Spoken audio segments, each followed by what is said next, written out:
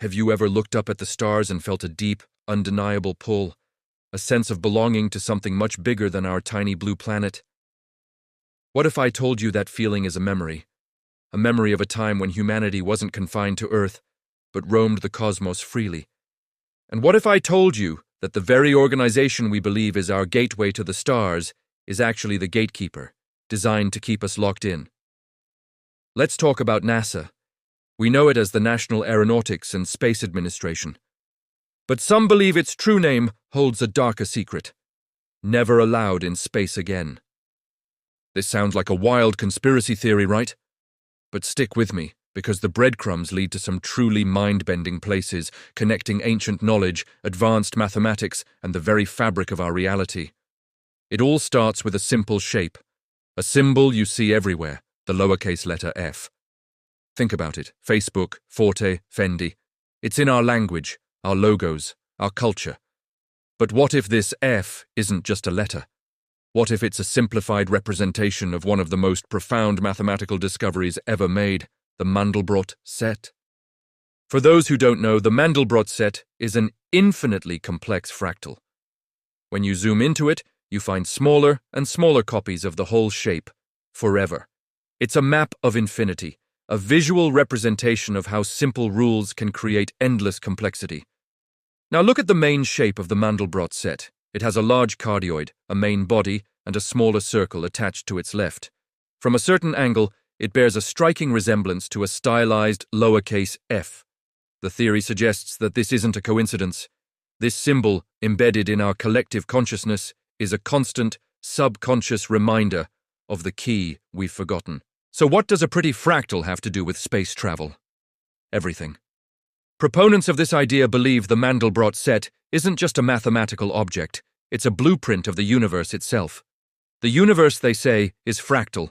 Galaxies look like neurons, atoms look like solar systems. The pattern repeats at every scale, from the unimaginably large to the infinitesimally small.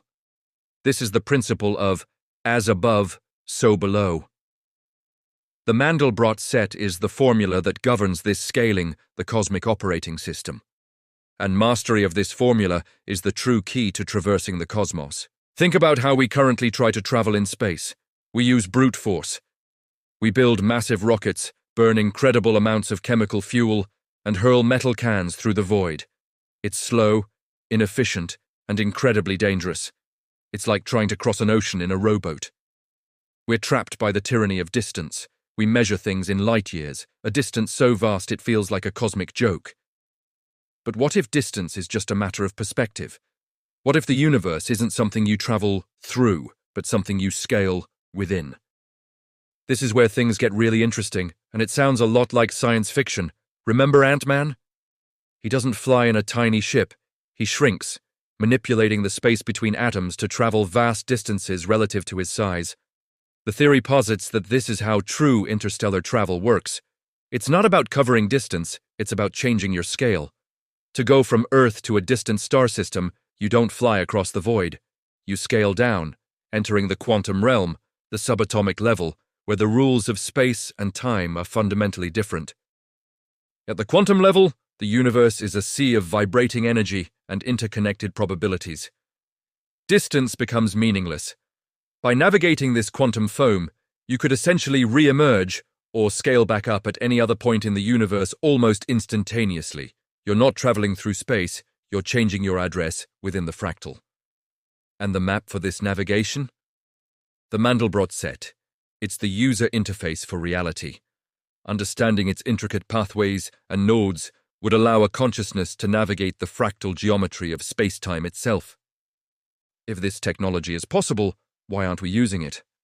Why are we still stuck with primitive rockets? This brings us back to NASA and the idea of never allowed in space again. The theory goes that in the distant past, humanity was a spacefaring civilization. We understood the fractal nature of the universe. We could traverse the stars. But something happened. A cataclysm, a self-inflicted disaster, or perhaps a conflict with other cosmic entities. We misused our knowledge, causing a cosmic disruption so great that we were, for lack of a better term, grounded. We were exiled to Earth, and our advanced knowledge was wiped, suppressed, or hidden away in esoteric traditions and ancient myths. Think of the biblical story of the Tower of Babel. Humanity unites with a single purpose to build a tower to the heavens, and a higher power scatters them and confuses their language. Is this a metaphor for a technological attempt to regain our cosmic heritage that was shut down?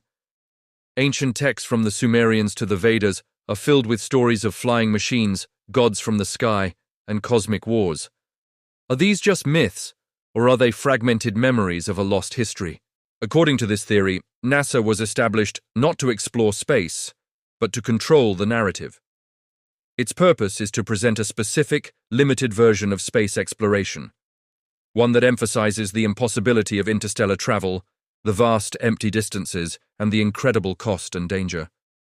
Every failure, every limitation they present, reinforces the idea that we are small and isolated. The Apollo missions were a magnificent spectacle, a grand performance to convince the world that this is the only way. A slow, clunky, and ultimately limited method. They showed us we could touch the moon, but subtly reminded us that the stars were forever out of reach. The goal is to keep us looking outward, at the physical void instead of looking inward at the quantum key. They want us to believe in rockets and fuel, not fractals and consciousness. They promote a model of the universe as a vast, dead emptiness, rather than an infinitely complex, living fractal that we are an integral part of. Why? To prevent us from ever regaining our lost capabilities, to ensure we remain never allowed in space again. Perhaps the quarantine was for our own good, or for the good of the galaxy. Perhaps we're still seen as a volatile, immature species that can't be trusted with the keys to reality. So the next time you see that lowercase f in a logo, or you look at a picture of the Mandelbrot set, maybe you'll see something different.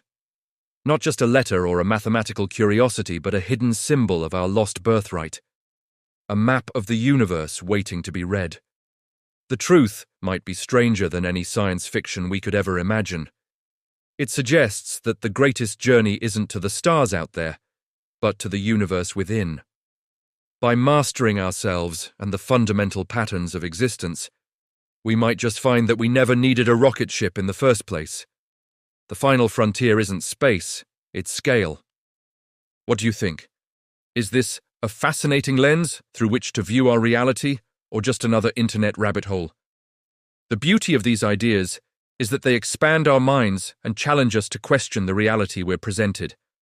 Let me know your thoughts in the comments below. Thanks for watching, and remember to keep questioning.